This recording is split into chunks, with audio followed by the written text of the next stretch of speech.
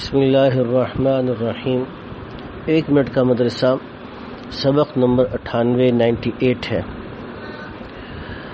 نماز کا ترجمہ یاد کر رہے تھے۔ آخر میں پڑھی جانے والی دعا کا ترجمہ چل رہا ہے، فاغفر لی، پس آپ مجھ کو بخش دیں، مغفرتاً، خاص بخشش کے ساتھ، من عندک، اپنے پاس سے، انک انت الغفور الرحیم، بے شک کہ آپ ہی بخشنے والے، رحم کرنے والے ہیں۔ وضو کی سنتیں: کانوں کا مسح کرنا، وضو کے اعضاء کو مل مل کر دھونا، پے در پے وضو کرنا، یعنی پے در پے وضو کرنے کا مطلب یہ ہے کہ ایک عضو کے سوکھنے سے پہلے دوسرے عضو کو دھو دینا۔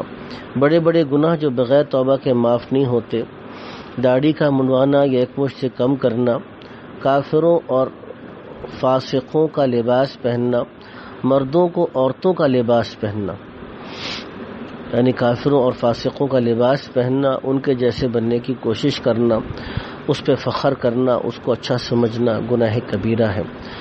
مرد عورتوں کا لباس پہنے جس سے کہ دیکھ کر عورتوں کی شباہت ان کے اندر نظر آئے، یہ بھی گناہ کبیرہ ہے۔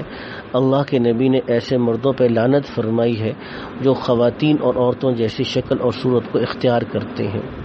گناہوں کے نقصانات جو انسان کو پیش آتے ہیں، توبہ کا ارادہ کمزور ہو جاتا ہے، یہاں تک کہ توبہ کی بالکل توفیق نہیں ہوتی اور اسی نافرمانی کی حالت میں موت آ جاتی ہے۔ کچھ دن میں اس گناہ کی برائی دل سے نکل جاتی ہے اور یہ شخص کھلم کھلا گناہ کرنے لگتا ہے، اللہ کی مغفرت اور معافی سے دور ہو جاتا ہے اور گناہ کی برائی دل سے کم ہوتے ہوتے بعض اوقات کفر تک نوبت پہنچ جاتی ہے۔ اللہ تعالی حفاظت فرمائے۔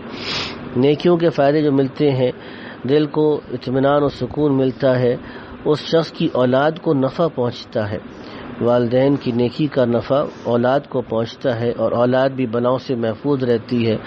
زندگی میں غیبی بشارتیں نصیب ہوتی ہیں، مثلا اچھا خواب دیکھ لیا کہ جیسے جنت میں چلا گیا ہے، جس سے دل خوش ہو گیا اور اللہ کی محبت بڑھ گئی اور اس سے مزید نیک اعمال کی توفیق ہو جاتی ہے۔ اللہ تعالی ہم کو بھی دین کی پوری برکات نصیب فرمائے۔ وآخر دعوانا الحمدللہ رب العالمین۔